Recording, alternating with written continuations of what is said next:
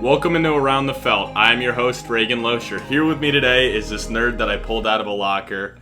I told him, look, if you're going to say all these stats, you might as well fit the part and be the stat nerd. So he put on his glasses today for today's show. Yeah, it definitely helps when you're looking at a computer screen for an hour and a half reading stats, some blue lights. Maybe my eyeballs will feel a little bit better after today's pod. I don't want to see any jokes in the comments, guys. He's taking care of his long-term I like health. them. You don't like them? No, I do like them. I definitely would stuff you in a locker, but I do think they look good on you. I'd stuff myself in a locker with these on. So. No, if high school Colin Tong ran into this Colin Tong, oh mama. Oh gosh, that could be in a hospital instantly. So today we got the NFC North. I don't know about you, Reagan. This was a tough division for me to kind of work out. No, I think by far this is the toughest division. I think every team could win it, and I think every team could come in dead last. Yeah, the only team I'm not super high on Chicago, but if Minnesota, Green Bay, or Detroit won it, came second and third, I mean, all their win totals are right stacked around each other with the Lions at 9.5. What do you mean, Blow? Justin Fields scores a bunch of fantasy points. That doesn't translate to the NFL? Yeah, we're actually on different pages with the Bears. I have them under 7.5. You have over. But before we really dive into it, let's start with breaking news. Yeah, a lot of it. Cause again, we got to start with Jonathan Taylor. Not traded today with a 4 p.m. deadline. And not only that, the Colts put him on the PUP list, which means he's out for the first 4 weeks.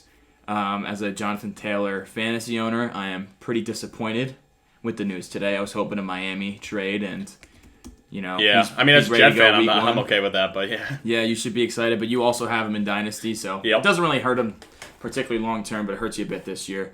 What do you think? Are you surprised they didn't trade him? I mean, I think part of them putting him on PUP is maybe they want to hold him out, don't want him to re-aggravate his injuries and get worse. Also, it could be worse. They want to trade him again. It might be worse than anyone thought. I mean, I don't know if they'd throw him on PUP, but if it wasn't that bad. But who knows? I mean, it's just such a bizarre situation. So it is. It's weird. It's very weird.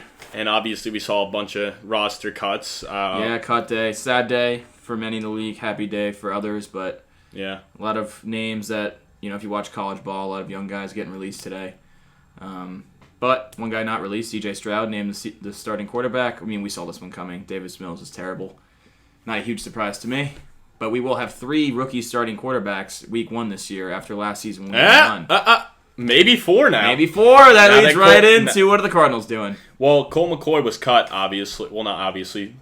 Shockingly, I would say. Weird. He's a vet. That's the first time he's been cut in his career. 12-year career. First time getting cut. So he was just recently cut, and then they traded for Josh Dobbs the other day. So right now I think the only active quarterbacks, because they said Kyler Murray's going to start on the PUP. He's on the PUP. He's out the first 4 weeks. So that means Toon and Dobbs are the only quarterbacks on that roster right now.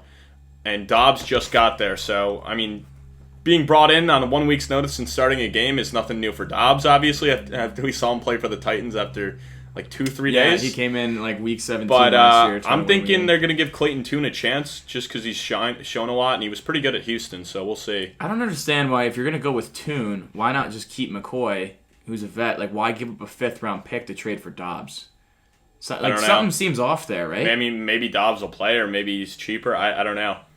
No, but Colt McCoy was guaranteed money. He was guaranteed over $2 million. They still let him go. So I don't know then. It's a very strange situation. I almost think. I mean, Clayton Tune looked good in preseason. I almost think they're going to start Dobbs because they gave him a 5th for him. I'm just hoping Tune plays because then that makes my Cardinals breakdown look a lot better. It does. Also, I don't know if you saw, but with that trade, it actually knocked the Cardinals line down to 3.5 wins now. No way. Which I saw. It's the second lowest win total going into a season.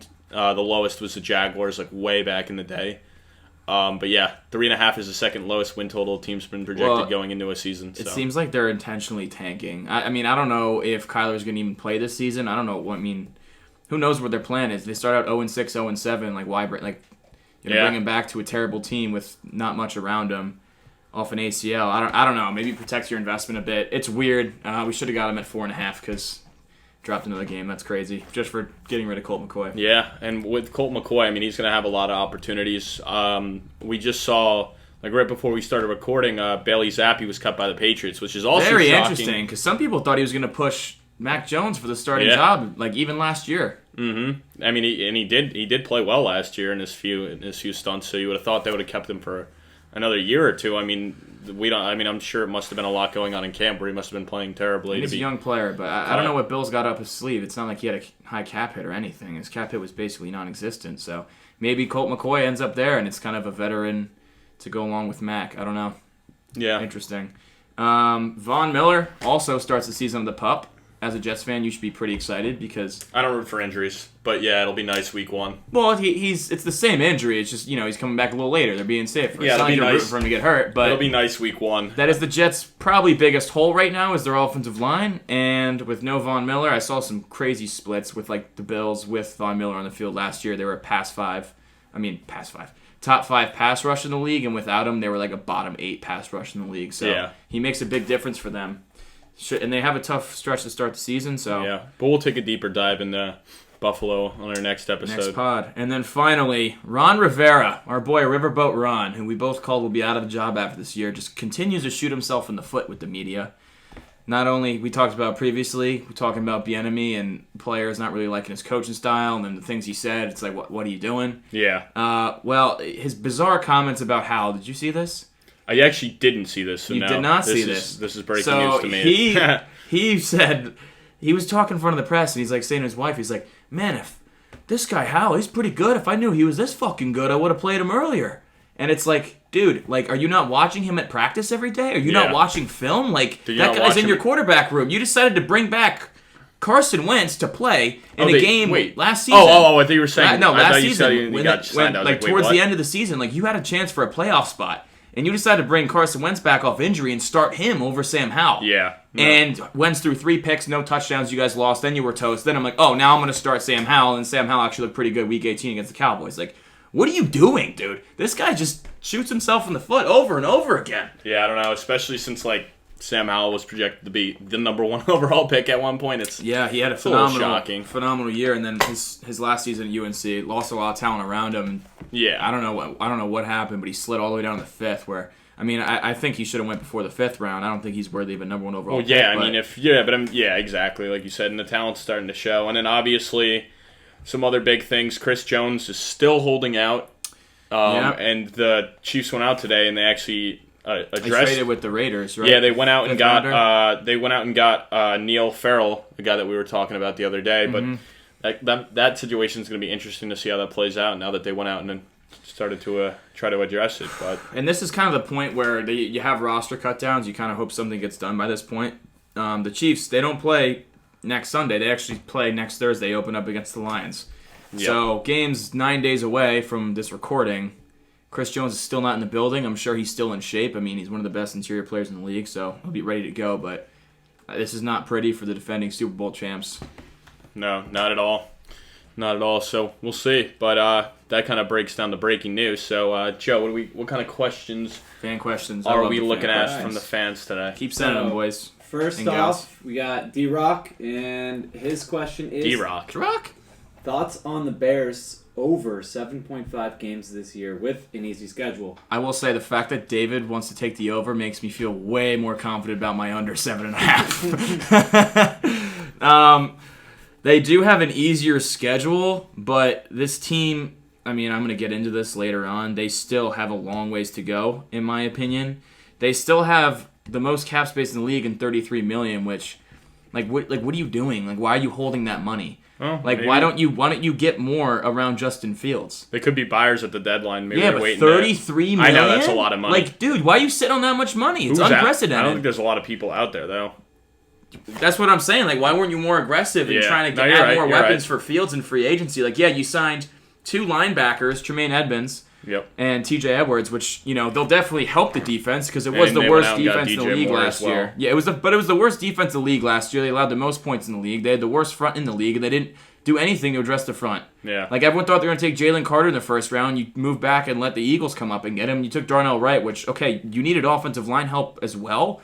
But I just think Jalen Carter would have helped this team way more now and in the future. He was a blue-chip prospect where Darnell Wright has questions. Yeah, I mean, I will say I'm leaning towards the over, and shockingly, I was on your side the whole time. Like, I'm not buying into the Bears at all, and I'm still not. I mean, I have them scouted out to be 8-9, so I don't think they're going to be in the playoffs. But you have them by a razor-thin margin. Their last 5 games are against teams that weren't in the playoffs last year. They finish out with the Lions, Browns, Cardinals, Falcons, and Packers. And yes, I know we expect the Lions to be much better, and they finished out a lot better at the end of the season, and we also don't know what the Browns are going to be. But still, I mean, their last 5 games aren't hard. In their last 3, the Cardinals and Falcons are both home, and then they're on the road at Green Bay. And we don't know what Green Bay is going to be like either. Well, that's the thing with this division. Like, there's so many question marks that, I mean, I wouldn't be surprised if each team just split with each other. The Bears got a lot of games against teams that weren't in the playoffs last year. I mean, the Yeah, Bucs were expecting to suck. The Broncos didn't make the playoffs. The Raiders didn't make the playoffs. The Panthers didn't make the playoffs. Yeah, but I also don't think they're going to beat anyone that, I mean, maybe one or two, but, I mean, they were 5-12 against the spread last year, which just shows that they weren't really competitive, right? Because they're getting a ton of points, because clearly they were a bad team. I don't think they were favored in many games. But they weren't competitive at all. And I don't think adding DJ Moore and 2 linebackers is going to make that big of a difference to get you from 3 wins to 8. Like, do I think they will be better? Absolutely. I have them at 6-11. Yeah. Like, I don't think they're going to be terrible. Like, they'll be more competitive. I just think going up to 8 wins is a huge jump. I think they're a year away from getting to that point. Yeah, well, we'll see what happens with that. But, all right, what do you got next, Joe? Okay, so next we got Kenny, a.k.a. Vader. Let's go, Vader. Vader took his first L over the weekend. Yeah, Vader, you lost me my house. Thanks, man. Do you think Jordan Love is the long-term solution? Man, it's such a tough one because the guy's barely played. Like, he has 50 completions and like 1 NFL start under his name in the last 3 years. Like, he's looked good. I mean, clearly they're more confident in him if they're willing to move on from Rodgers. But last year, they weren't ready to move on from Rodgers. And the fact that they brought Rodgers back and they dealt with all that and were willing to match the offer the Raiders gave Devontae Adams to bring Devontae back to run it back one more year just showed they weren't confident last year. 1 year can make a difference. I don't know. The guy's talented. He's got a good arm. But he also has a very young receiving corps around him. I think he's going to be good enough. Now, will he ever be a top quarterback in the league? I doubt it, but I think he'll be good enough that they can be a competitive team. And I actually have him winning the division at 9-8. Well, it's also hard, like, if you just go off their history, it's not like Favre or Rodgers were these early, like, picks. I mean, Rodgers was obviously scouted. Rodgers was supposed to be, but he fell. But, I mean, yeah. My whole point is, like, they've had 2 quarterbacks the past however many years. I mean, obviously there was like Matt Flynn stepping in here and there, and then when Rodgers was, there were a couple guys that stepped in here and there for like spot starts. But for the majority, it's been Favre and Rodgers for the past like 30-something years. So it's like crazy, man. Going off the history, obviously you would expect Love to do the same just off the history. Dude, if they do it again and take a quarterback in the first round and have him sit for a couple years and come in and be an absolute star, like, credit to the Packers, dude. I mean, no one else could do it like him if they pull it off again. Okay. Hugh Chavez next. Hugh. Will Joe Mixon and Najee Harris... Wait, with Joe Mixon and Najee Harris on the board, who are you taking in fantasy? Oh, okay. Well, I think for me, it's every platform take Najee over Mixon. I mean, Mixon... I don't know what to think with him anymore. This is AFC North, not NFC North, but we still appreciate the question, and we'll still dive into it. Yeah. Well, no. The questions. Oh, yeah. I guess yeah. Yeah, this is we did say we'll take fantasy questions too. So, and since it's draft season, okay. Any fantasy questions you have, which it says, we'll take. But yeah, I would say any platform I'm taking Najee. He's younger, less wear and tear.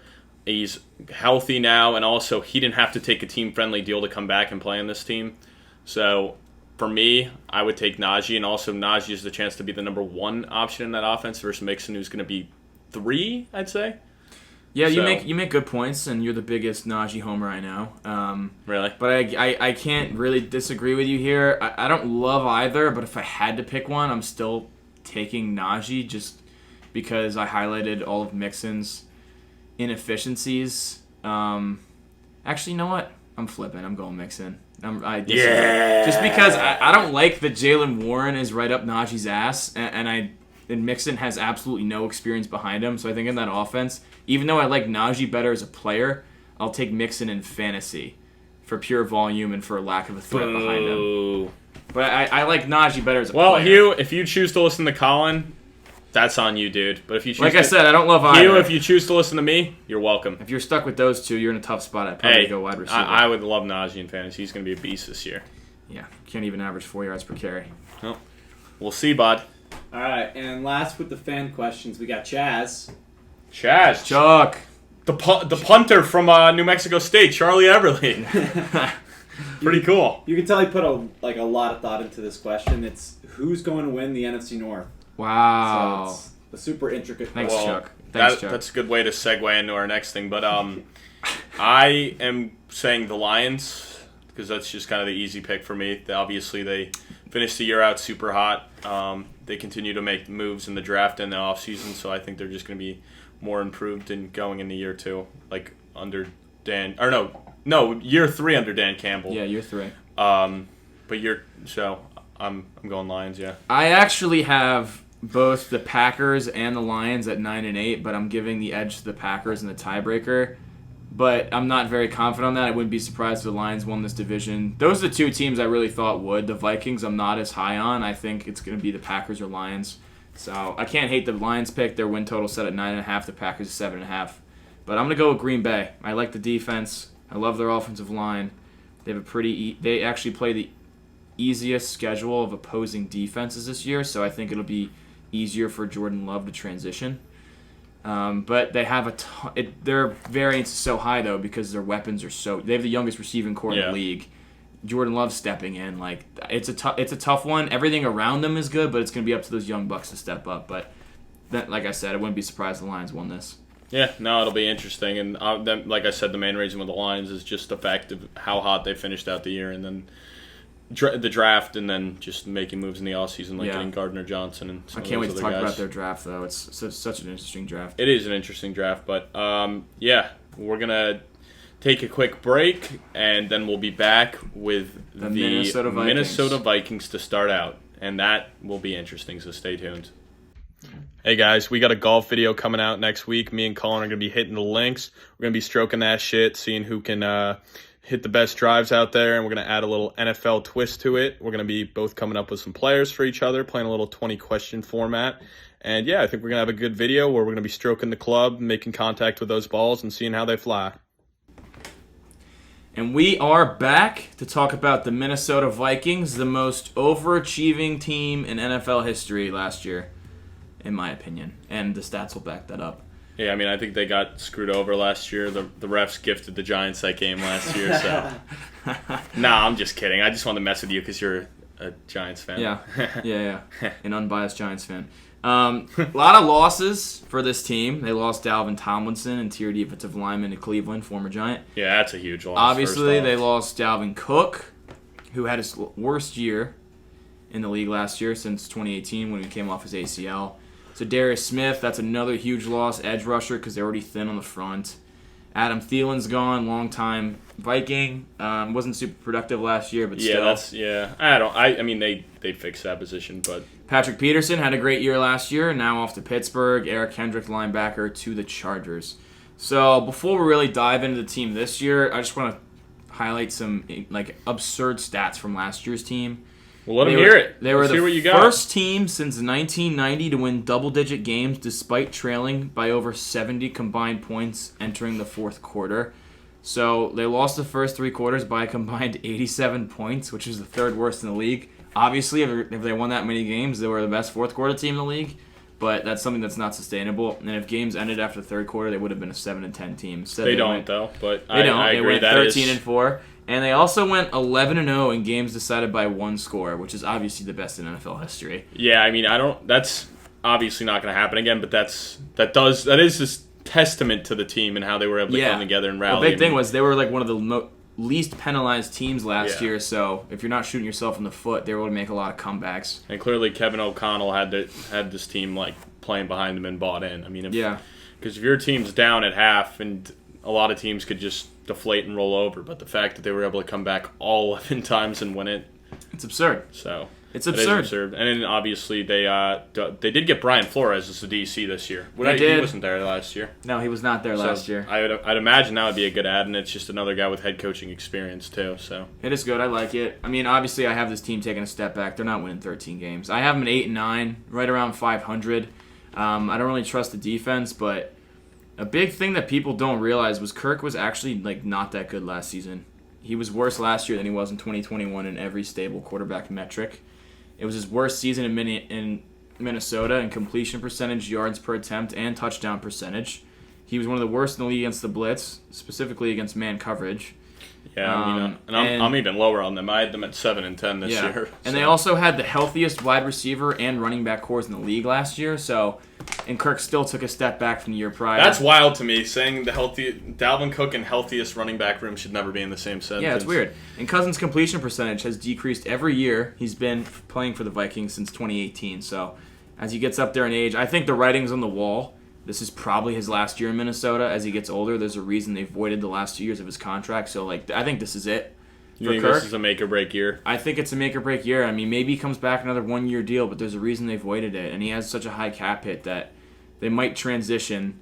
And they're so... And go younger. Obviously, their two wide receivers are studs. Or, well, we don't know what Addison is yet. We don't know what Addison is, but I think he's going to be good. But obviously, they're both young, first-round picks. Jefferson's the best receiver in the league, I would say. He had 128 catches, 1,800 yards, 9 touchdowns last season, 28.6% of the team's receptions, and 37.6% of the yardage, which was first in the league. With that being said, you would imagine they'd either want to go out and get a young quarterback in the draft or go sign someone in free agency. So it'll be tough just because they're going to be one of those teams that's stuck in the middle that if they want to make a jump up for a quarterback in the draft, they're going to have to give up a ton of draft capital, and then you better get it right. Otherwise, you set your team back, and you're just wasting Jefferson's prime. Yeah.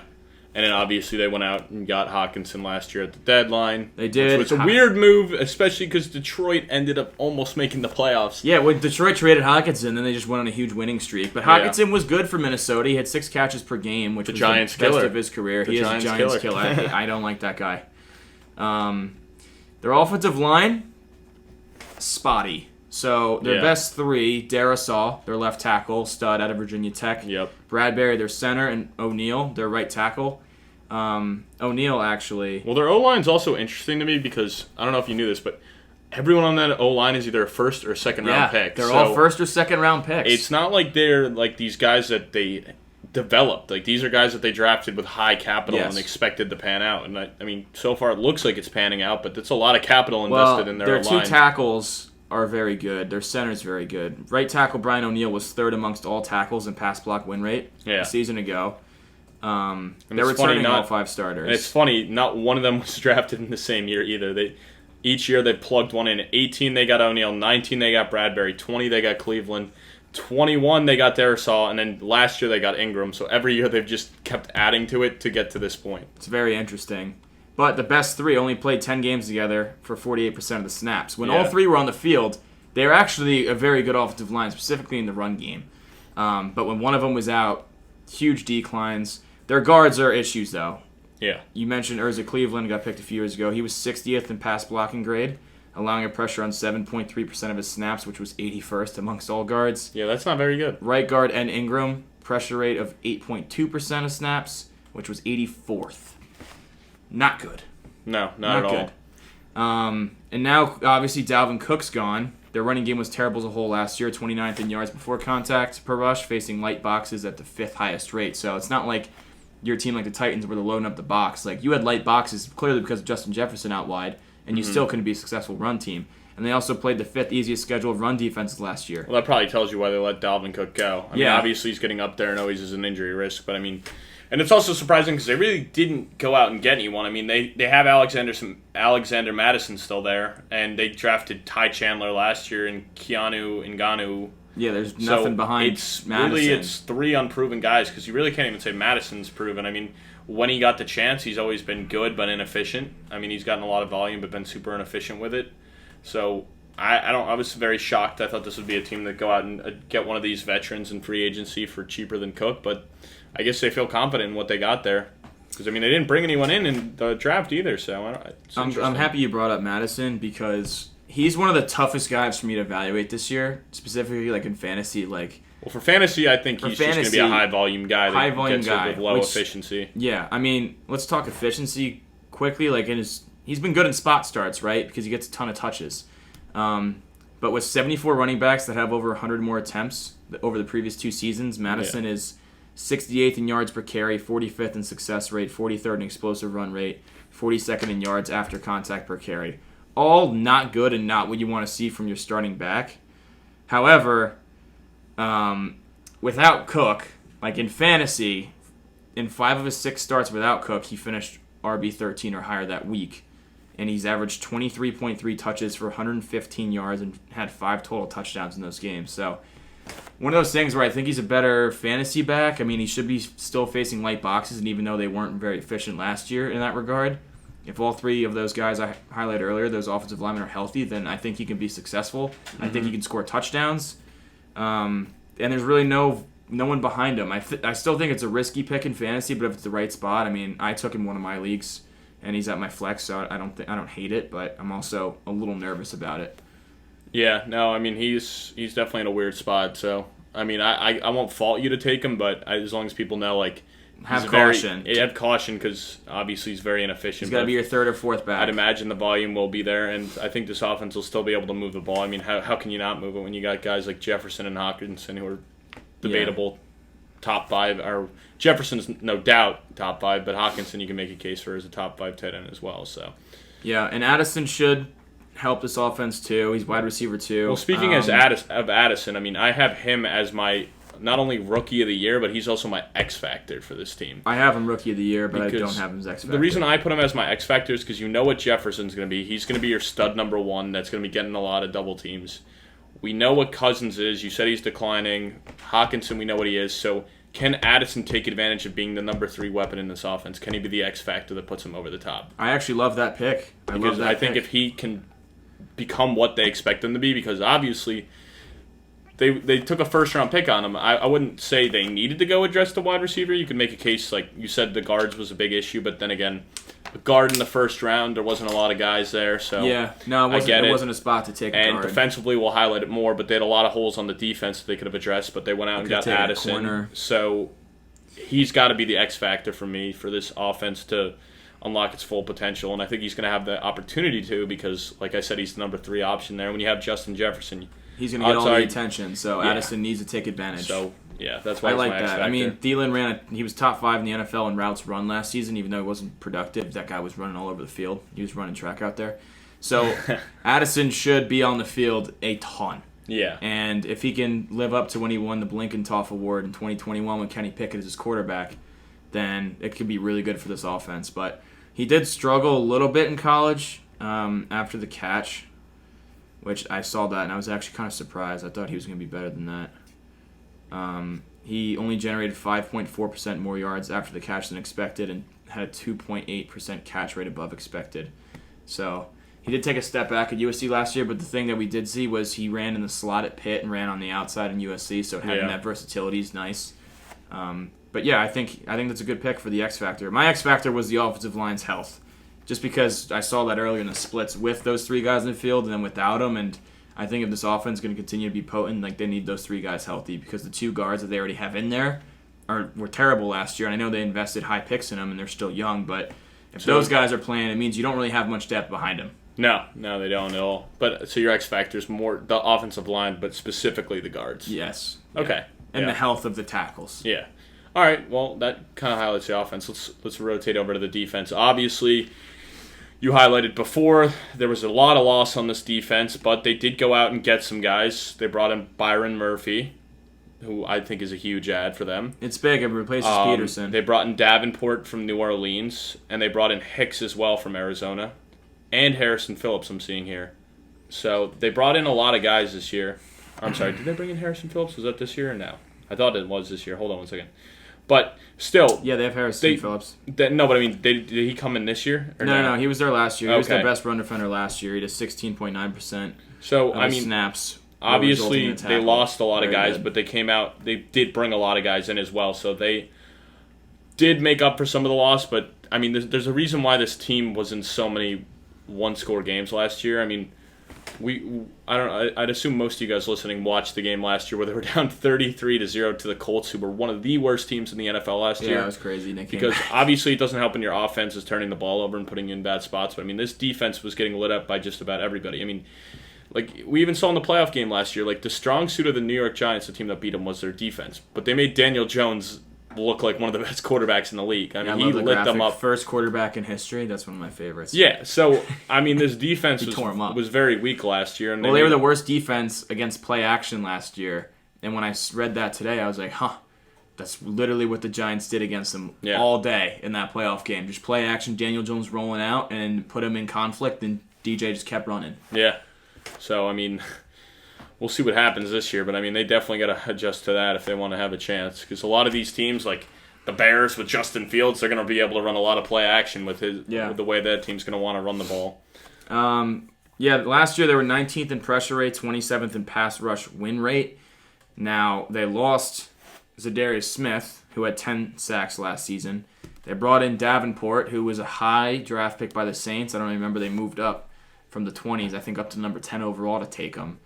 And he's just never really lived up to that draft status. He's been hurt. He struggles with consistency. So I don't think Davenport's going to fill those shoes. And you already weren't a dominant pass rushing team. And you lost Tomlinson on the interior. Now, who was your best run stopper? Yeah. I mean, the secondary wasn't good last year. They were one of the worst in the league. However, they took two guys last year. Lewis Seen, safety out of Georgia in the first round.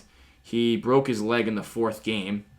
And Andrew Booth Jr., who you took in the second round, corner from Clemson, who had very good physical traits. Yeah. And it's funny because neither of those guys are even slated in the start right now. They should. I would imagine they would. I mean, especially Seen if you're taking the number. Yeah, Seen you took in the first round, and Andrew Booth you took in the second. Yeah. Booth was a more talented player than going in the second. Just the reason he fell was because of injury concerns. And then, of course, he only played 6 games in his rookie year. So if those two guys come back and live up to their draft status and have big second years, which is tough to expect because they missed so many games. It's almost like they're still in their rookie year. Yeah. It could boost this defense, but I don't like this defense really. I mean, their linebackers are.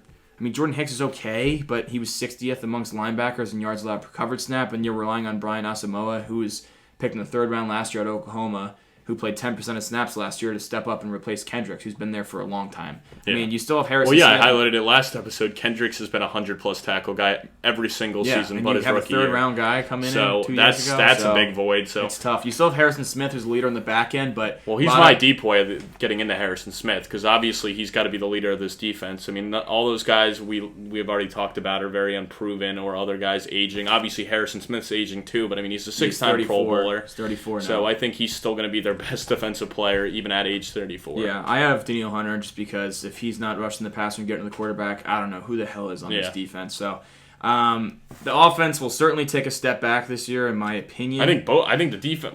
The defense will be bad again, but their strength of schedule is the 8th most difficult. It's the 7th biggest jump from last season. They got to play the Chiefs, Eagles, Niners, and Bengals. And they also play the 2nd most difficult schedule of opposing offenses. Yeah, and we're expecting the Lions and Bears to be improved too. And obviously Green Bay's no slouch either. So 6 division games on top of the games you already listed. So. And when we just talked about all those holes in that defense, if you're playing the 2nd most difficult schedule of opposing offenses projected by Sharp, that means you got to win in shootouts.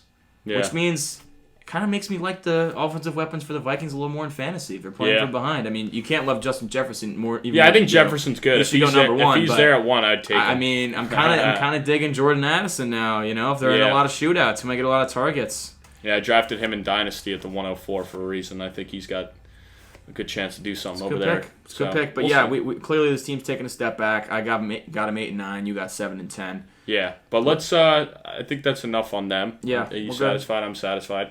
But let's get into the team that I think is winning the division, the Detroit Lions, who I'm huge on. I went through the schedule. I have them out at 11-6, and that might be a little high. It might be a little high, but after the way they finished out last season and the moves they made this offseason, I think it's warranted. What do you have them out? I have them 9-8, which is the same as the Packers. You're pretty high on them as well. I have the Packers in the tiebreaker. I am. It wouldn't surprise me if they won double-digit games. It's just. I mean, Vegas fully expects, like you said before. Vegas has the line at 9.5. Yeah, so Vegas fully expects that. They were 12-5 against the spread last season, so that's phenomenal. It shows that they're more competitive than oddsmakers thought they would be. Yeah, it should change because.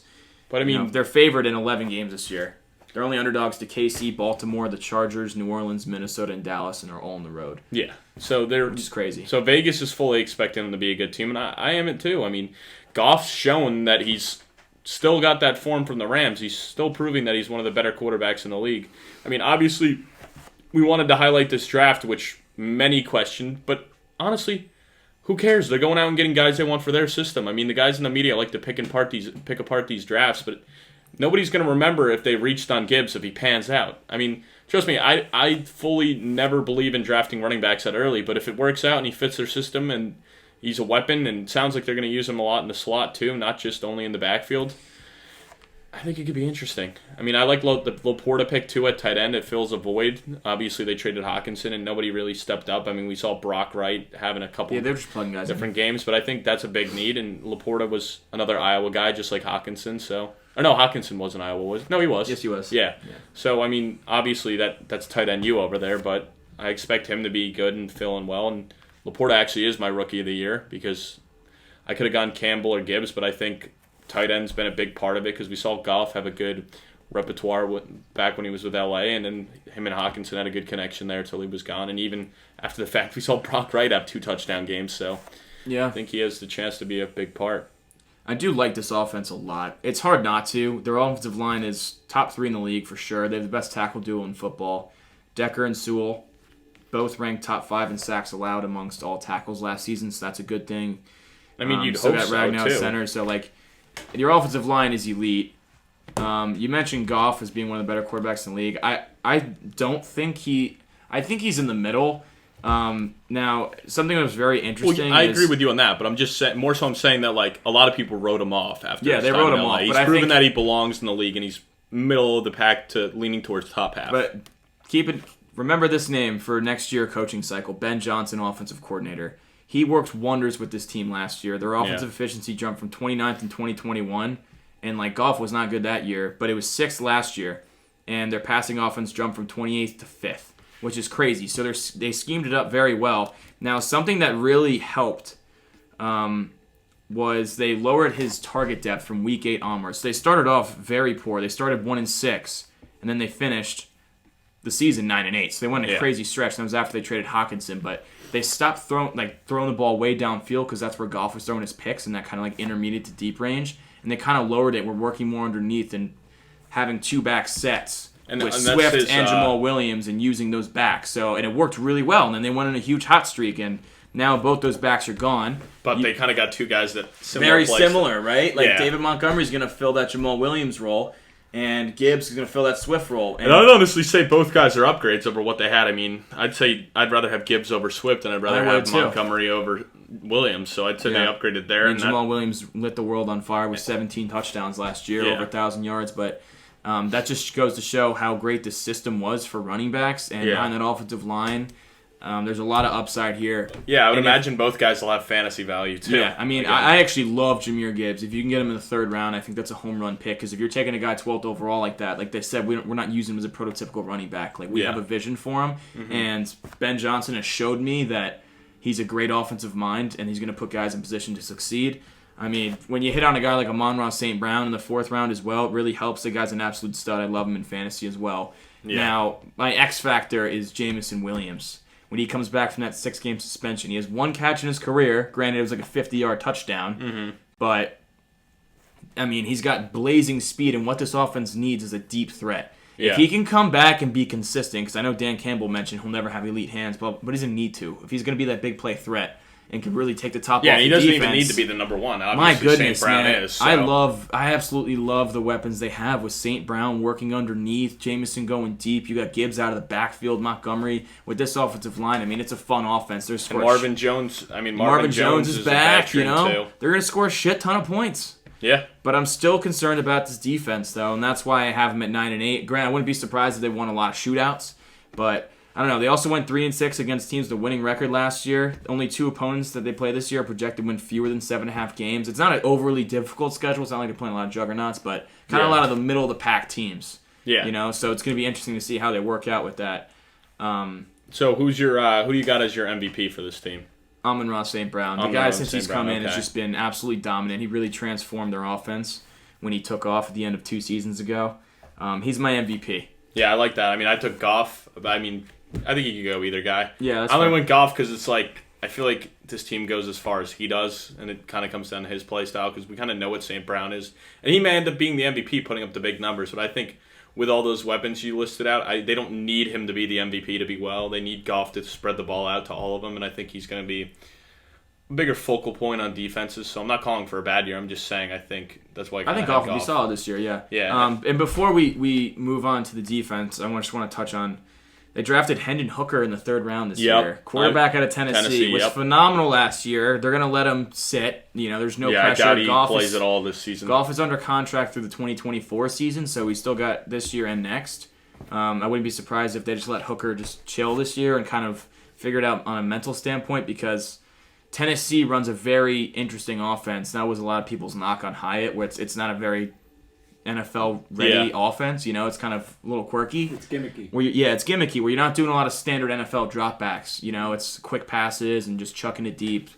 So I think it's good for Hooker. He is 25 years old already. I mean, a lot of NFL people don't really give a shit because quarterbacks can play till they're 40, but I think that's a very great spot for him to be at. I think it might be the perfect spot for him to go. Yeah, so we'll see. It's definitely we'll one see of the if he better can end spots. up being something. A dart throw late in the draft. We see every couple of years one of those guys hits. Be interesting to see if it's Hooker. Yeah. All right. Well, let's switch over to the defense now. I actually have a very interesting defensive stat that makes me kind of not like that I only have the Lions winning 9 games. I think their ceiling could be higher. I think they can win 11 like you have them, but I'm still a little sketchy about this defense. But after they fired their DB coach after the Week 8 loss last year, their defense improved from allowing 32 points per game to 20 points per game the remainder of this season. And in that secondary, they've added Emmanuel Mosley, Cam Sutton, and C.J. Gardner-Johnson. And that's why I'm so high on them, because they made all these moves in the offseason. It's a lot. Yeah, they added a lot to the secondary. I will say they added a lot. But last year they were still 30th against the run. They allowed 5.2 yards per carry. They were 25th in pass rush win rate. And the interior defensive line only had 3.5 sacks. They didn't do much to really address that. In the running aspect, they went out and got Jack Campbell at the middle linebacker. They did. That's why I have him as my X factor, because I think he's going to need to step up and return on that capital. Because whenever you're drafting middle linebackers in the first round, they have to be game changers. They have to be. We've talked about this in previous pods. I hate taking linebackers. But that's why he's my rounds. X factor, because he has to step up and return on that value. They went out and drafted him. They didn't go sign someone in free agency. They went out and drafted him. So if he can step up and be that run-stuffing linebacker and go out and get 100-plus tackles, which I fully expect, assuming he's healthy, I expect him to go out and get 100-plus tackles, and help this run team improve on the run, that's another big thing they need. And obviously, Hutchinson, we would expect to take an even bigger step. He was a stud last year. 9.5 sacks, 3 INTs, 2 fumble Which is recoveries, crazy as a rookie. Those are crazy numbers. If it wasn't for Sauce, this guy would have won Rookie of the Year. He was second in Defensive Rookie of the Year. Had a great year. Most of these pass rushers that are elite in today's league don't have 9.5 sacks their rookie year. That's insane for a rookie. It's a good start. It's absolutely a good start. And 3 picks to it at the end is... James Houston turned it on at the end of last season too at the edge. He had 8 sacks in the final 7 games, so you really need him to take that next step as well with Hutchinson. I'm just not loving the defensive front.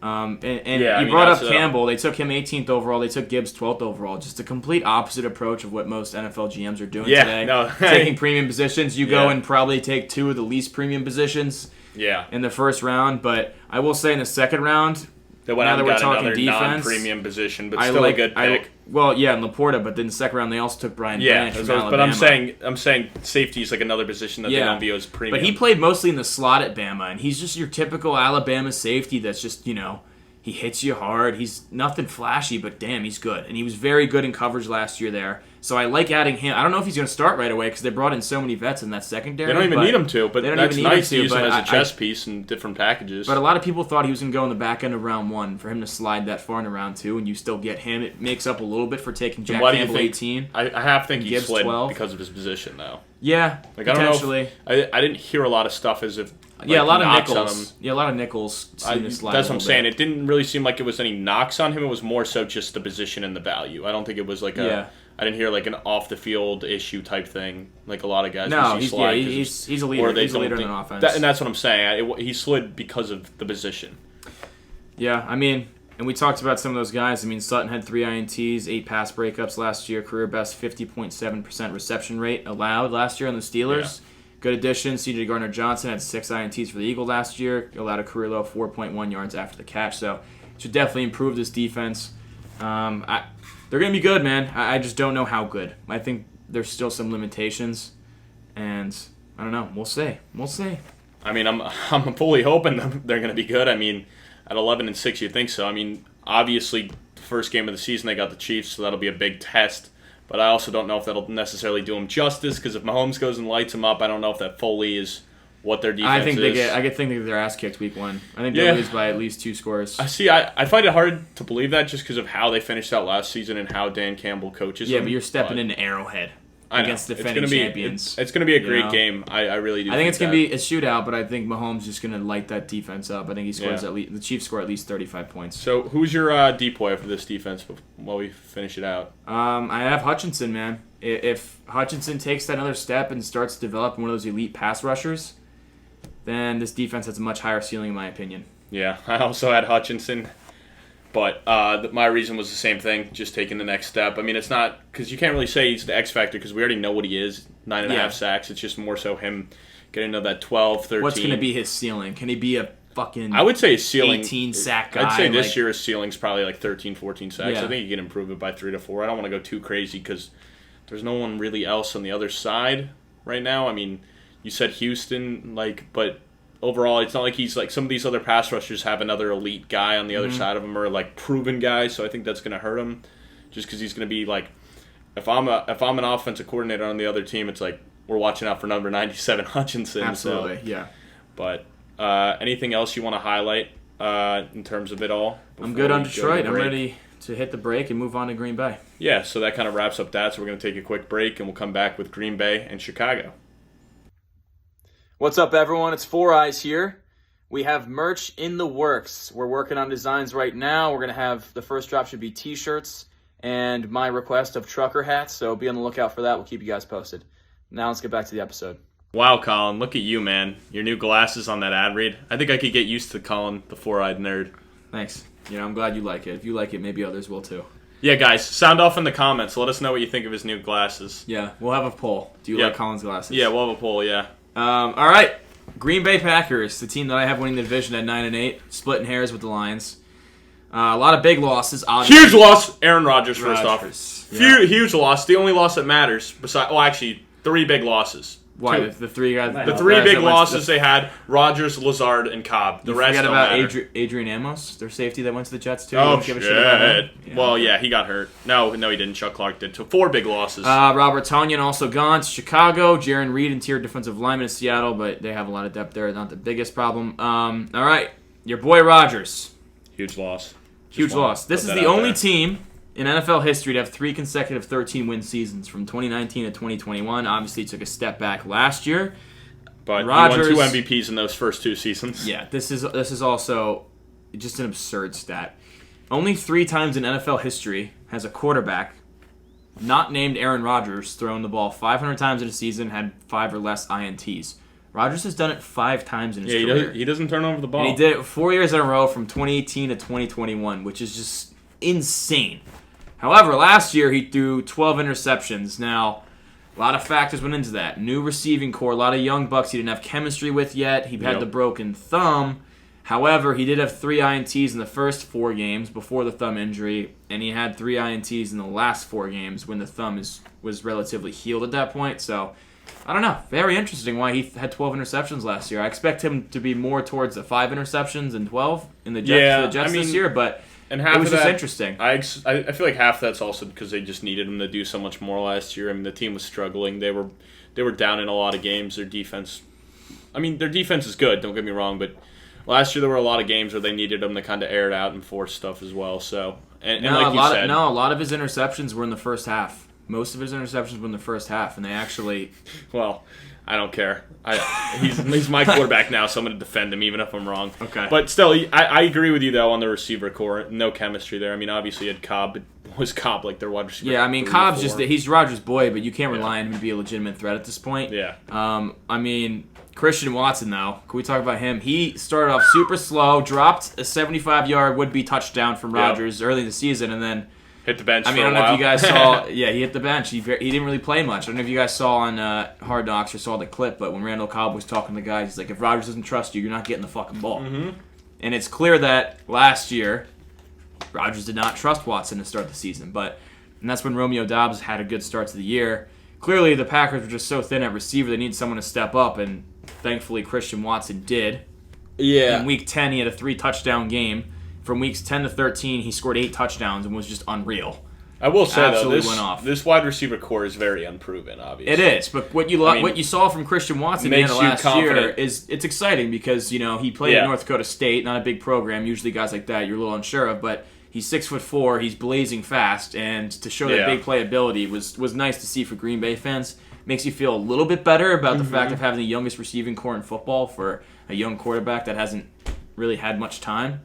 And then they obviously went out and got Jaden Reed in the second round. Jaden Reed, go Sparty. Shout out Zach. Yeah, Zach actually knows him. Yeah, Zach has met Jaden Reed a few times. They're friends on Snapchat. Zach congratulated him after the draft, and he responded, so pretty cool. So cool, Zach. They took an Uber home one time together, so they saw each other at the bar, and Jaden Reed remember him, so good for you, Zach. Zach, if you can get him come on the podcast, and I'm sure both of you guys are listening to this podcast Zach, right now. Let's if you're listening at some point, let's reach out to Jaden Reed and see if we can get an interview. We're trying to find guys to bring on and have an interview. Yeah, Zach, when you're on your way back for winter break and you finally get a chance to listen to this, hit up Jaden Reed to come on.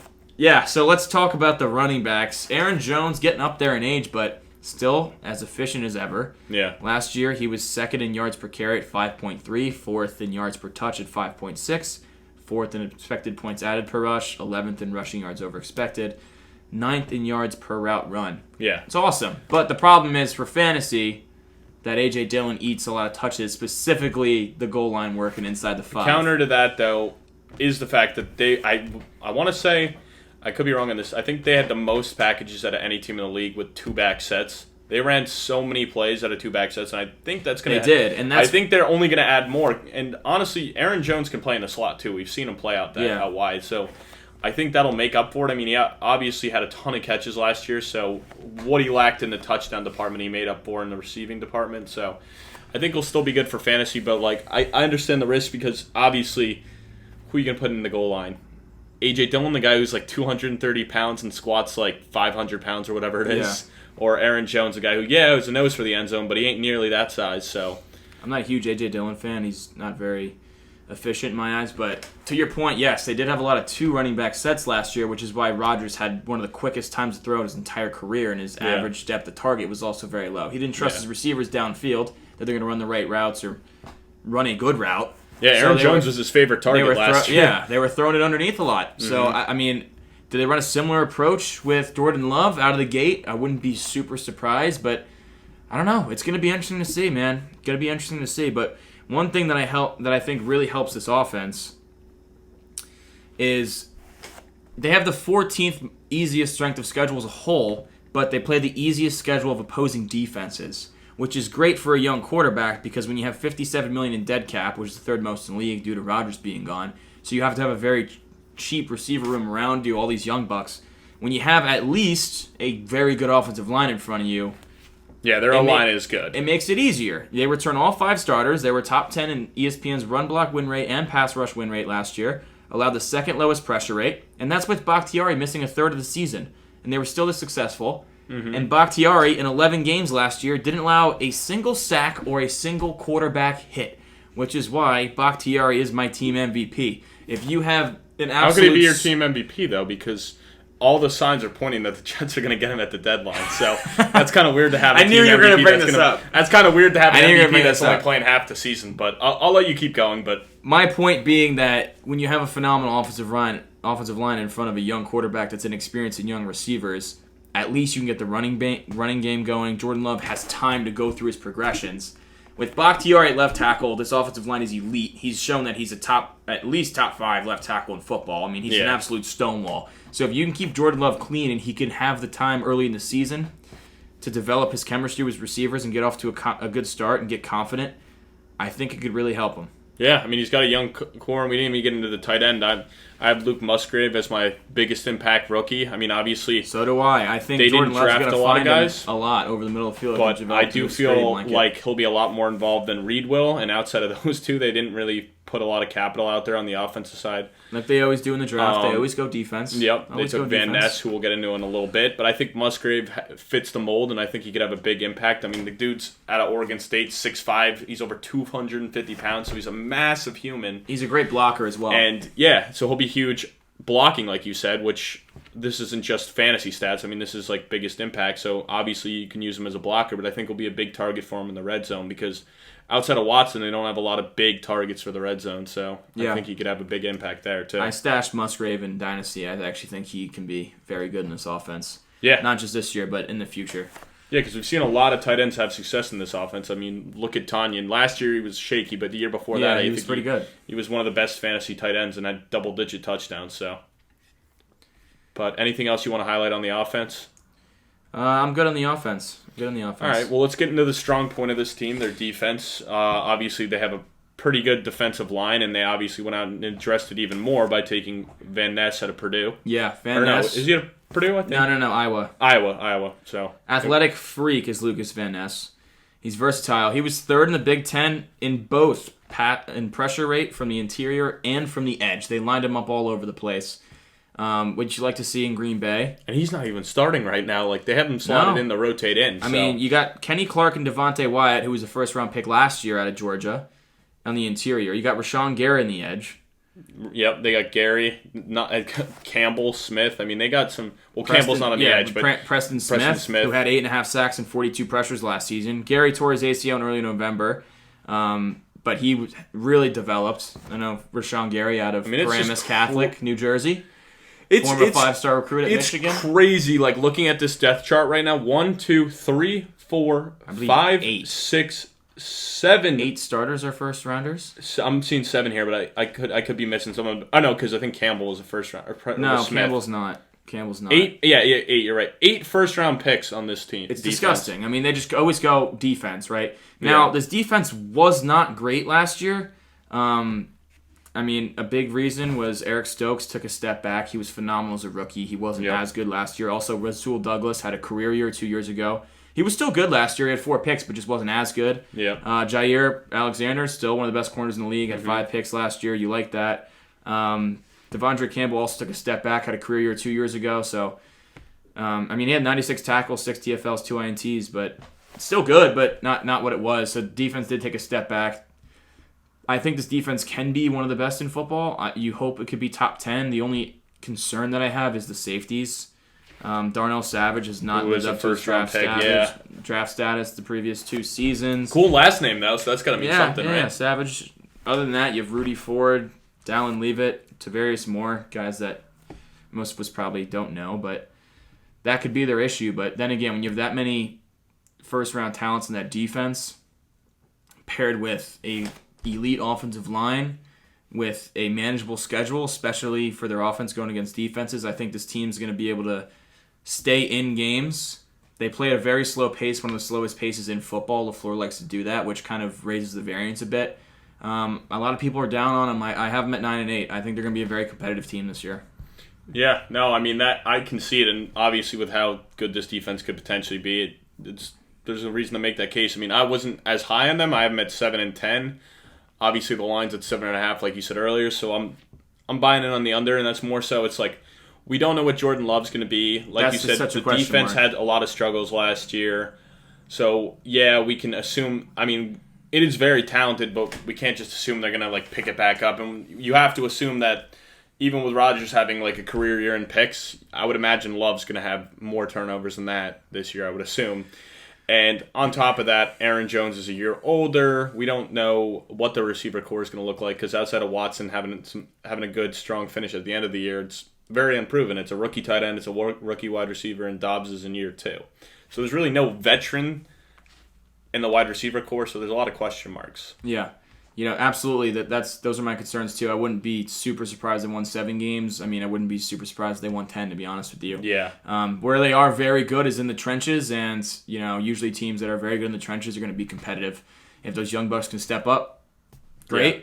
And they'll reach their ceiling, specifically Jordan Love. He's clearly the X factor here. I mean, if he lives up to his first-round pick draft status, you learn from Rodgers for 3 years, it's your time to shine. Take advantage of the situation. If he's bad, then the Packers are fucked.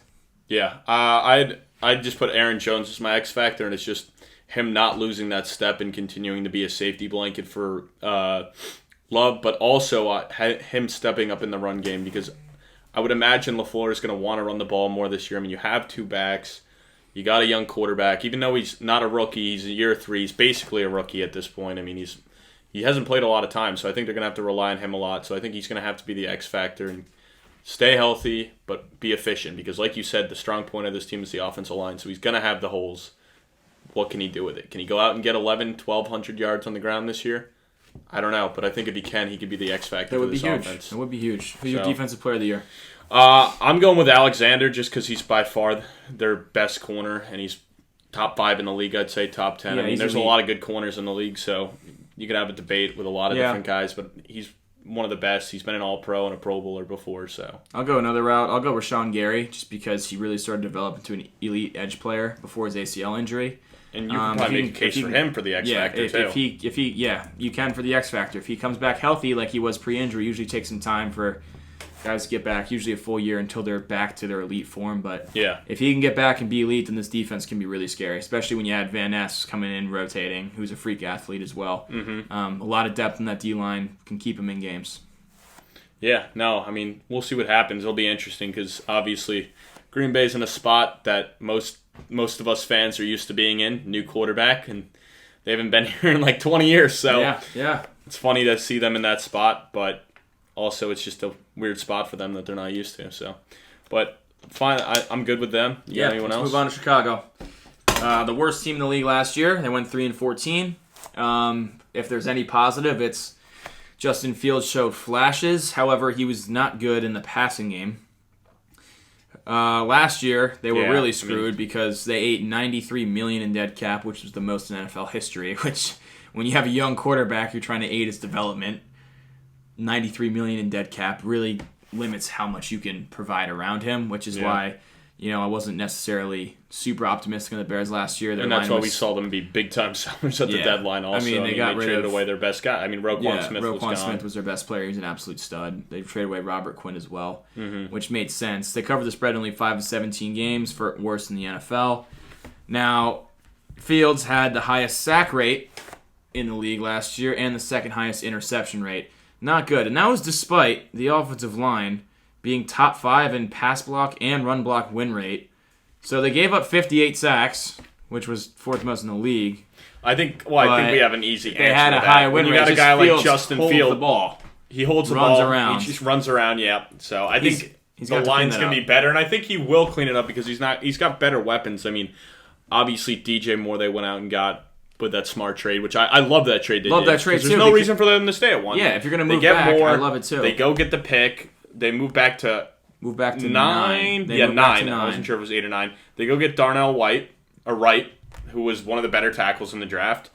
And on top of that, I mean, you got Claypool in year 2 with Chicago. We'll see. I mean, yuck! Don't get me started on Claypool, bro. Okay, I'm just saying. He's ass. Hold on. I'm not saying he's good. I'm just saying. Had 14 catches for 140 yards in 7 games with the Bears. I'm just saying. Year. And that was what we saw them do in Pittsburgh. It was an awful trade. They obviously lost. The 32nd overall pick. Yes. But let me finish. All I'm saying is him in year 2 with the system, that could help potentially if he can show some of the flashes he showed in his rookie year with Pittsburgh.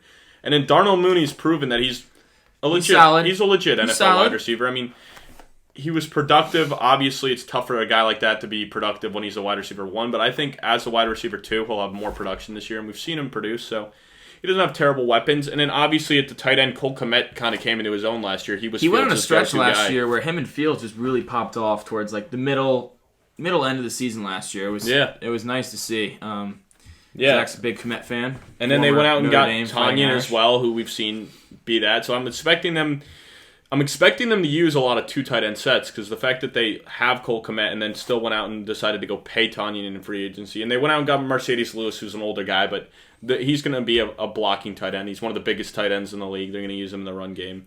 And also the running back core, too. I mean, they let David Montgomery go. He went and signs with the Lions, the league mate. But Khalil Herbert, every time he was on the field, he looked explosive. He looked like the better back. Yeah, he averaged 5.7 yards per carry and was third in yards after ridiculous. contact. Ridiculous. 5.7 yards per carry. I know it's a smaller sample size, but that's still over. What do you have? He had over 100 carries easily last year, right?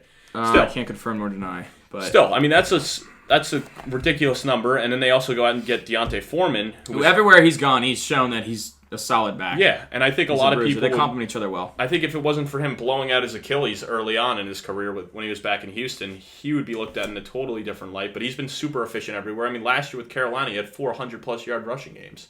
And when he was with Tennessee the year before, he also had multiple 100-yard rushing games. So I think those two guys will be huge for them in the run game, and it'll take a lot of pressure off of Fields as well. I like taking Khalil Herbert late in fantasy drafts. That's a good guy to pick later. I think you could take either guy late because I think they're both going to be utilized. I took Foreman in like round 16 of my 12-man That's what I'm saying. draft. I would take either guy late because I think they're both going to be utilized, and if one of them is to go down, I mean, the other, you got yourself a potential RB1 That's right why you there. never go on auto pick. I'm like, I'm second to last round, and Deontay Foreman's there. Absolutely. Oh, hell yeah. I mean, if Herbert goes down, I mean, you got yourself a potential RB1 right there. Yeah.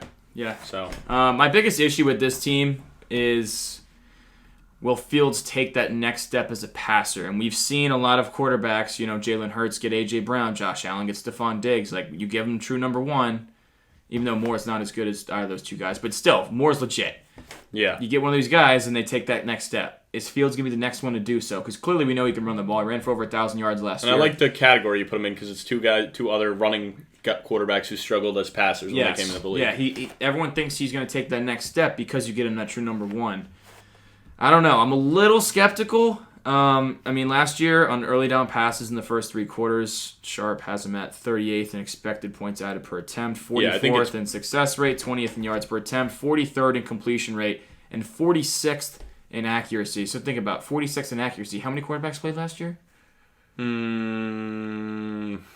I guess more than maybe 46. Think about how bad that is, though. Yeah, accuracy. That's terrible. You should never be 46 because there's 32 teams. Well, yeah, know that means other teams second. And that's probably meaning Zach Wilson, Joe Flacco, and Mike White are all above you. That's not good. That's not good. That's not good. So that's my concern, and I touched on this earlier. They're still sitting on over $30 million in cap space when. It'll be interesting to see what they do. I'm fully expecting them to be big time buyers at the deadline if they're winning games. I mean, last year they fucked themselves and were a buyer for Claypool, even though they sold their defensive players. And Claypool was. I mean, I understand trying to get Fields a weapon, but you should have. And you were strapped with the salary cap, because you had so much dead cap. So you didn't really have a lot to do in the offseason. No, giving up a second round pick for Claypool, I thought was stupid. Even though I understand what you're trying to do. Yeah. That's why I'm happy they got DJ Moore for him this offseason. That makes more sense. I would have liked them to go out and try to get another wide receiver or something as well. I would have too. Even though it wasn't really loaded this free agency class. There were still guys, and if you got the money, you could go overpay someone. I don't know. I just think with $33 million in cap space still, you could have helped Fields more. Because even the Chicago tax, which they say they said it for the Jets and some of those teams that are big market teams, but they're so bad and they've been so bad for a while now that they got to pay a little extra. You have $33 million. Yeah. So it's even if you spent big, even if you got to overpay a guy, because they did probably overpaid both guys. Yeah, they overpaid Edmonds for sure. But even if you got to overpay him a couple million, you had $33 million in cap space. So what do you got to lose? Yeah, they do have the sixth easiest strength of schedule, so that helps. But 7.5 win total. We touched on this earlier. It's a tough one. I have him under. I have him 6-11. I do think Fields takes strides as a passer. I still think he might be the most elite rushing quarterback in the league. I think it's him. So and Lamar. You have him at 6-11. So I have him 6-11. But the line's at 7.5. Yes. So you are so against that.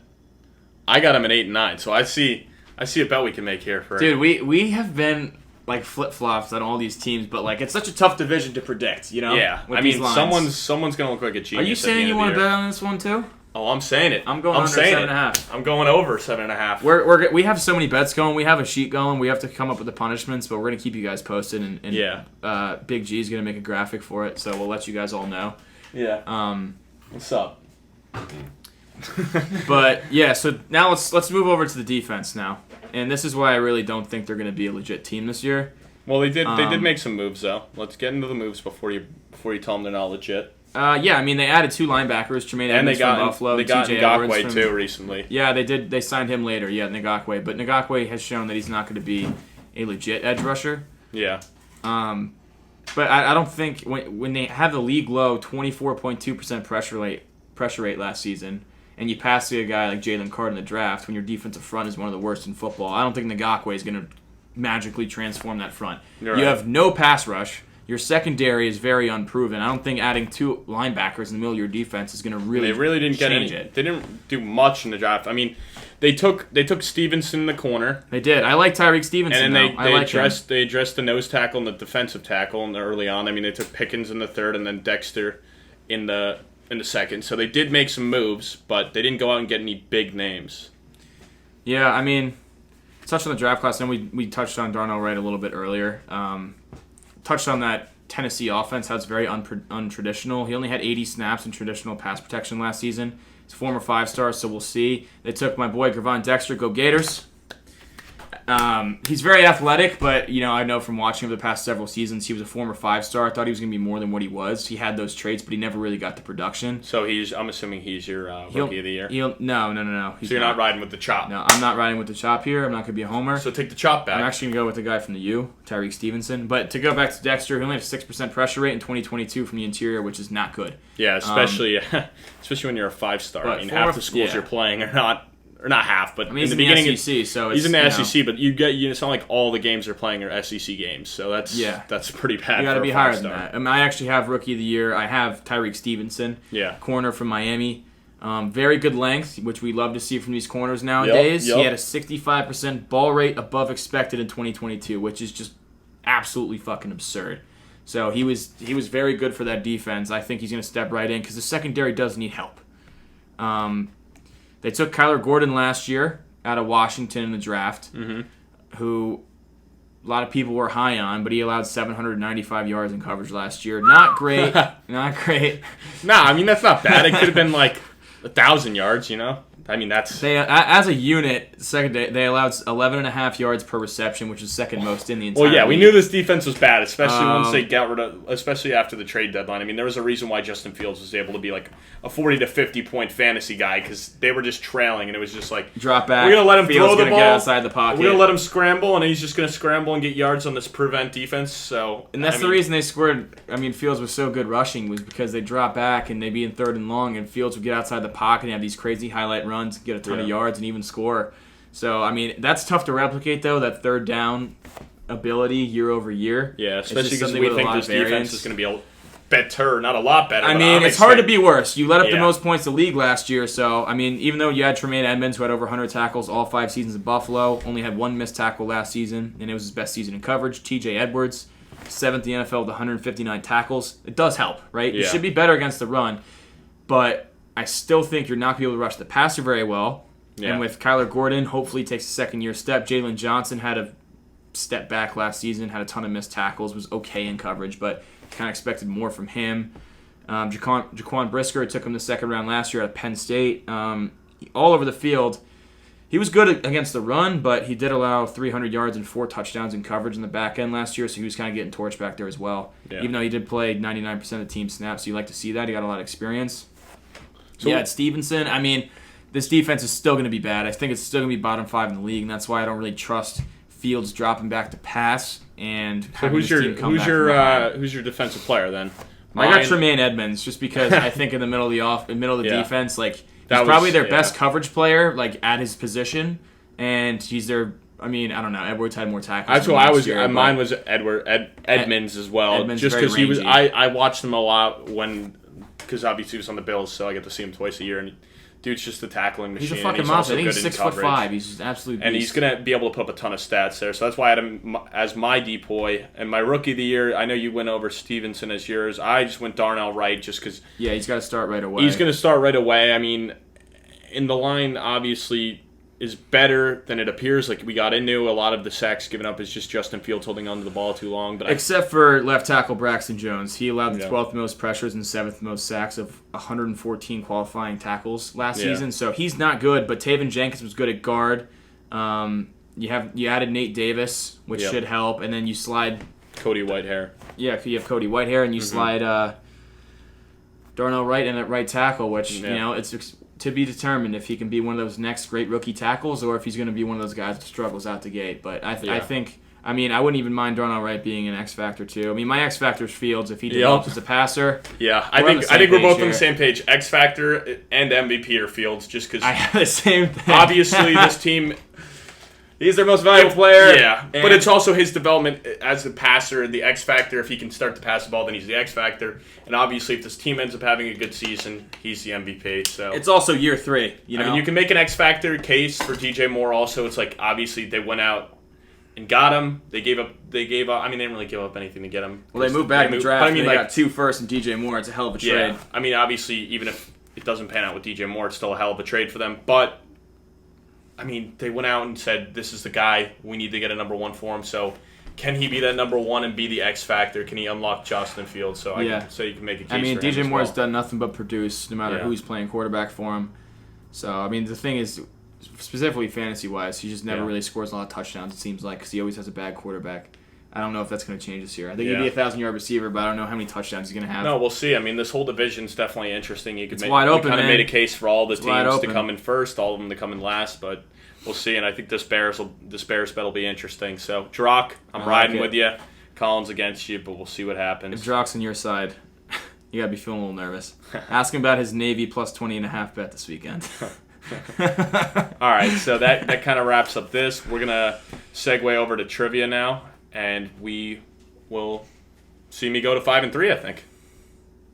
What's up, guys? AFC East is next episode. Make sure to fill out the forms. We want the questions and trivia. It's our last one, so make sure you fill it out. Thanks. Welcome back in.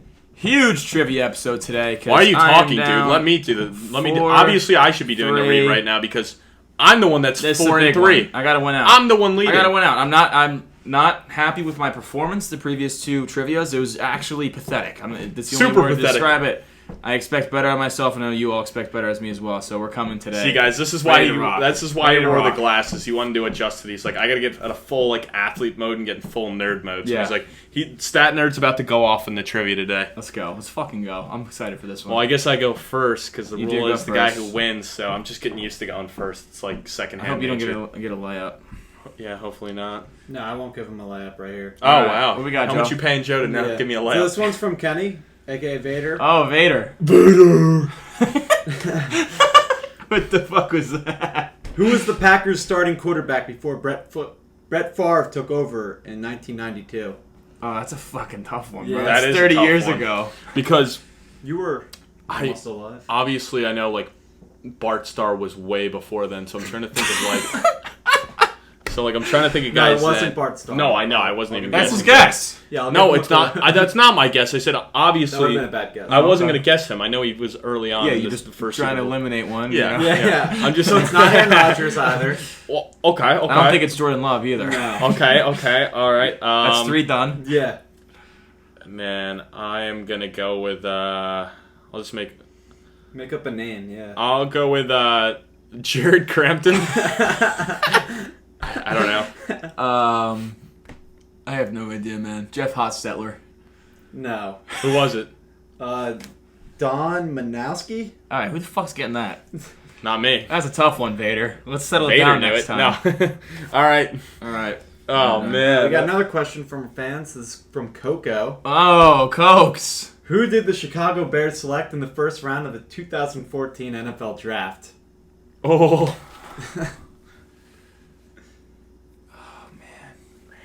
2014, bro. Yeah, it's almost 10 years ago. Yeah, almost. Not quite yet, though. Fuck, that's a really good 14th question. overall. That is. Whoa. That's in the question. You just told him lottery pick. No. 2014. Oh, man. I kind of think it's an offensive player. Yeah. It's crazy because we literally highlighted him before. Or maybe we didn't. How? He's clearly not in the team. Okay. I don't know. Do you think he is? No, I'm kidding. I'm just messing with you. I would like you to hurry up, though, and guess soon. do you want me to find out? Cause No. He's not on the team. I was just looking at the depth chart before. He's definitely not on the team. I'm going to go... This is definitely not right. Brandon Marshall. No. He was... It's way right. Yeah, it's way wrong. I'll go with Alshon Jeffrey. It was not an offensive player, and it was Kyle Fuller. He's not on the roster anymore. But I mean, that makes sense. I just didn't think he was that old. It's a lot older than I expected. Yeah, the no, it is. It is. All right, we suck again to start. Who wants the Darlene Tong question? Me. No, he got it last time. All right, All right, fine. Give it to him. Are you sure? Yeah, it's next. Just give it to him. All right. After the Chicago Bears won the Super Bowl in 1986, management decided to cut the cheerleading squad. The squad must have been lucky because since then, the Bears haven't won a Super Bowl. What was the name of Chicago's cheerleading squad? Oh, that's a great question. Christ. Shout out, Mom. Thanks for the question. And as the show Horn Dog, I'll obviously right. Yeah, that wasn't fair. He knows all of them. Yeah, come on, Miss Tong. You should have gave it to your nerd of a son over here. I'm like, boy, what's a girl? Oh man, I actually have no idea. This is crazy. I would imagine. All right. Get creative with it. Don't just say like. The Windy That's what I was City thinking. Something with the Windy something. Lady Bears. No. The Lady Bears. The Windy City Mama Bears. No, it's the Chicago Honey Bears. Oh, that's a good name. Yeah. That's a good name. I know. Honey Honestly, that's not as crazy as we thought. Like, yeah, it's still pretty crazy. Honey Bears. The Honey Bears. Here come your Honey Bears. Yeah. They shouldn't have cut them. Yeah, they shouldn't have. Damn All right, so we got a question from Luke here. Marty. Which Vikings player is best known for returning a fumble 60-plus yards to the wrong end zone? Oh, I don't know his name, but I know the play. I know he was a lineman. Play, He's yeah. a lineman. To the own end zone. We look like such casuals, but also like I'm better with like current. Yeah, I mean, Yeah, I history hate the old school, Marty's bro. like I still like it nerd. though. I mean, it's still good questions. It's just like They are good. it makes it better because then it's like if you do know it. Dude, but I can't even guess. I'm going to pass. I can't even give you a name. Reagan? Malik Johnson. No, it's Jim Marshall. Okay. All right. All right. Question number 5. The boy. for 4 as a squad. Yeah, no. Ah! Sam Sims right here. All right, Sammy. When was the last time the Bears won 13 games in a season? Wow. What? So I need to give you like a year, or is it like 1 year? No, just one season. One season where they won 13 games. Okay, that would have been. It had to have been when they had Brandon Marshall and Alshon Jeffrey. They were nice and when they had Jay Cutler. I feel like it was 2016. 1986. No. Wow, it was 2006. I thought you were going to get it for a second, but then you said 16. I don't even know who would have been the. I just said when they won the Super Bowl. I remember they won the Super Bowl in they, 86. They were decent with like the Cutler, Marshall, Jeffrey. Yeah, I guess they never won Forte. 13, though. 13 games. Yeah, that's a good question, Sammy. Very good. That's a good question. All right, Hugh Chavez right here. Hugh. Who started for the Browns Week 1 last season? Dude, this is what team? This is AFC North, North, not Hugh NFC. Chavez. All right, Hugh I'm deleting this. Sorry, Chavez. Wait, who started for the Browns Week 1 last Yeah, year? do this. And what team is he currently on? No, this doesn't count. No. Just say it for fun. Oh, Jacoby Brissett. Yeah, now what team? Oh, is he's he on? on Washington. Yeah. All right. Oh! Nice. It doesn't count. It's the wrong division. Count it. No, that would have been a good Thanks, question. Hugh, for... That is a good question. Yeah, no, But Hugh, I mean, wrong we appreciate division. you submitting questions still. But yeah, Hughes and OG. Hugh, next All right. episode we're doing the AFC East. But the fantasy questions, whatever you want. Yeah, fantasy's clean. We got Charlie Everly with a tough one here. Chalk. Who has the most receiving yards in a single season? Is it me? No, it's right because that one didn't count for me. Yeah, so it it's didn't you. count. It's you. Calvin Johnson. Yeah. I was hoping. I mean, it's actually harder than you think because you could have been like just Randy, maybe? right off the bat and said Jefferson just after Jets had last year. 1,800 last year. Yeah, that's what I'm but, saying. yeah. So I don't know if he was going for the trick question, but Yeah, it's I Calvin. don't think it I was could have seen well. I don't myself think he saying did- Jefferson just like just To be trying honest, to I get it don't up. think he put much thought into that one. Yeah. Thanks, Chuck. Thanks, Chuck. Maybe stick to snapping, bud. All right. Which NFC North quarterback set the record for the most touchdown passes thrown in a single season? I'll say Rodgers. Yeah. All right. I know my man. That's my man's. Thank you to my man. That's a layup. You got the Rodgers question. All right. I was hoping it was gonna be Brett Favre. I was you were gonna thinking say about it. Rodgers. I was like, come on, is it Brett Favre? No, yeah, it's definitely Rodgers. All right, It's 1-1. obviously one of them because Okay. the other teams. Which quarterback holds the record for the most passing yards in a single season for the NFC North? So we just did touchdowns, now we do yards. You know, is it obvious? Is it just Rodgers again, or do I want to go Brett Favre? I don't know. Actually, know it. Actually, I don't know. I'm just gonna go with the other one. You always do this. I'm just gonna say whichever one you don't say. Oh, I don't know if that's a good strategy. I'm gonna go Kirk Cousins. I'm gonna go Matt Stafford because it is Matt Stafford. Jesus Christ, there you go. That's my man. Stafford. Yeah, dude. Yeah, you know how dude, he was airing it out with Megatron back in the for day. over 5,000 yards in 1 year. You almost gave it to him, though. You almost gave it to him. Kirk Like, did. When Kirk I said threw- that, you're like, I don't know if that's a good strategy. Kirk I'm like, threw for fuck, I almost 5,000. overtalked because I knew it was Yeah. Stafford, and I was like, I really hope he doesn't go Stafford now. Kirk threw for 5,000 2 years ago. That's why. Dude, I thought just could've remember. been Dude, I straight. just remember like throughout all of Stafford's career, the Lions have been so bad and always trailing, and he just would always air it out. All right. Who holds the Chicago Bears record for career receptions? This is me. I'm up 2-1, and this is question 9. And who? Say that one more time. Sorry. Wait, this is question 9 or is this question 7? This is question 9. Question 9, because Yeah. you guys got it. Okay. wrong. And I just stole one from Who you. holds the Chicago Bears record for career receptions? So all-time most receptions. Okay. Yeah, when you think about it, like in short term, there's not a lot of receivers that have stayed around for a while. I know. Which makes me think maybe that's similar to all-time. Oh, is it Mike Ditka? Or has it got to be a wide receiver? It's not Mike Ditka. Did it have to be a wide receiver or no? No. Oh, okay. I mean, I might just take a shot with Brandon Marshall or Alshon Jeffrey. Like, Oh, you were saying. I can't. I'm not gonna be able to name a guy from the 70s. Which one was there longer? Right. I'm gonna go Alshon Jeffrey. It's not a receiver. It's Walter Payton. Wow. Yeah. That's why I went Ditka. 492. That's why I went Wow. Ditka, because I knew like they had no receivers that have like stayed at He was for up. long. He was up on that list. Yeah. But no, there. But then Wow. again, like his era too. All right. This is the last question. I gotta get this. If you don't get this right, I Name- win trivia. All Next right. week's just Pressure's add in- on. add into Pressure's it. on. Name the college each starting quarterback of this division attended. Well, this is hold on. Before he even says anything, this could not be more of a fitting question. This guy always gives me shit for not knowing college football. He got a job doing PFF college football stuff, so this could not be more of a fitting question to end out his trivia. By the way, first assignment this weekend: James Madison versus Bucknell. Pumped. All right. All right. Kirk Cousins, Michigan State. Yes. Justin Fields, Ohio State. Yes. Jared Goff, Cal. Yes. Now where? No way you Jordan Love Love, Utah State. All right. Yes, yeah, sir. I- Come on, we're alive! Ice in the veins, baby. I couldn't have. Let's go. I actually knew all those too. Jordan Love was the one like Utah State. People, That was the one I knew that's for the one, sure. That yeah. was the one I knew for sure, just because I remember. you knew that for sure did? more than Justin Yeah, Fields that's going to crazy. Ohio State. No, I knew that That's one for crazy. sure. Goff would have been the one that would have tripped me up, but then I would have eventually got the Cal. But the other three I knew for certain. 'Cause Okay. What would have eluded you to pick that? What? Well, you said like I would have eventually got there. Like I think I would have just kept thinking, and then I would have thought of Rodgers, who went to Cal also, and I'm like, oh, Cal. all right. Sudden death. And I would have thought of That's the huge. And I would have thought of the YouTube video too. So this is sudden death right here. Yeah, just first one to answer, right? Yep. Yeah. Yeah. Okay.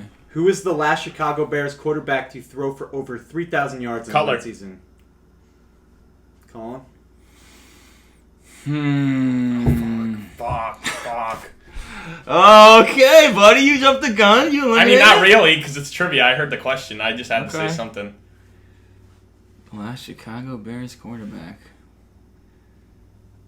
Not Cutler. Well, yeah, no shit. I got it wrong. Kyle Orton.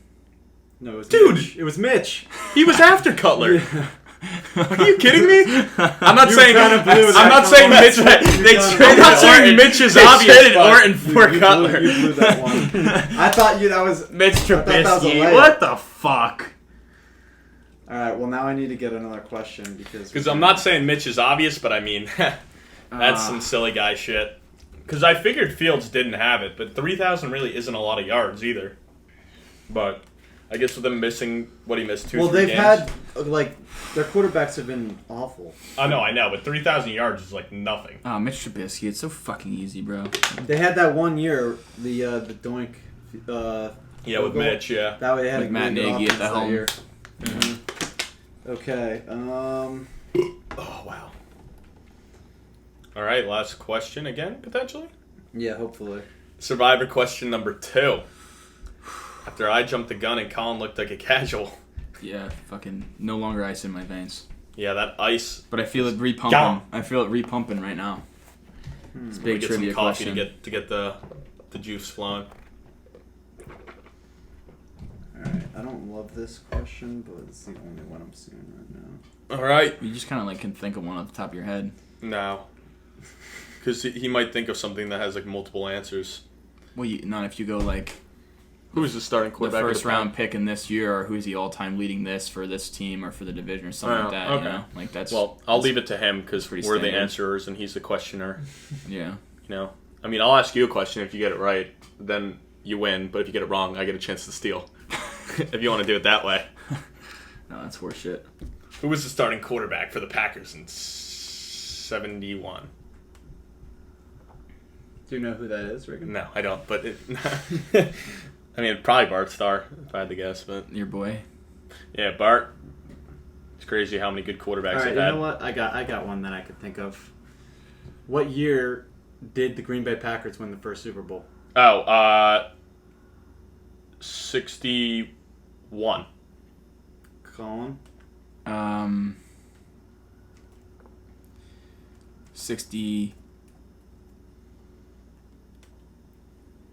64. We're both wrong? Yeah. It was 67. Oh my God! 67 was in my head, and I thought, no, it's gotta be Ah. earlier. Jesus Christ, guys. Yeah, let's turn. Oh, Oh yeah. Fuck. wow. All right, well, let's turn in our football cards. We don't know shit anymore. Jacob Batoff's freaking out down in Baltimore, Maryland right now, going, "It's so easy. It's so easy. I know Super Bowls. I can even tell you the score." All right, what do we got for our third sudden death question? Alright, I got another one. The infamous Ice Bowl was played. It was the Green Bay Packers. Who was the team they played? Colts. Cowboys. Yes, Reagan. Oh, I need to hydrate. Those tears are so good. I have no one to blame but myself. No, I know. I mean, you jumped the no gun. idea. I mean, that's straight out of my I have no one book, to blame but dude. myself. All right, guys. Well, I mean, Colin, anything to say to these people? No, We you know didn't- what? I just want to apologize to all my fans out there. I let us down. You know, I lost trivia, but Well, I mean, it also you costed them a chance at like a cool 4v4 last episode of Colin, the you division had it with the breakdown. Mitch Trubisky I know, question. dude. I just fucking Yeah. blanked. I was like, where was that window of quarterbacks? That was I just it. blanked. And I figured the glasses would have helped, made you cool Yeah. and calm and These fucking collected. stupid You know? glasses. I might just throw them out after this. Well, I mean, at least you can make it respectable at 5-4, right? I mean, it's not a win, but it's better than 6-3. I mean, I'm 3 in a row. I mean, I know, dude. I know. buddy, maybe go home and study a bit. I don't Fucking know. terrible. Fucking terrible, man. All right, guys. That concludes the episode. We have our final episode of this series. The AFC East with Reagan's Jets coming up next. Our Jets. No, not our Jets. Just Reagan's two Jets. unbiased Jet fans. Last one of the series, and then we're into the regular season where we'll have another episode coming soon, breaking down week 1. Thanks for tuning in, guys. See you next time.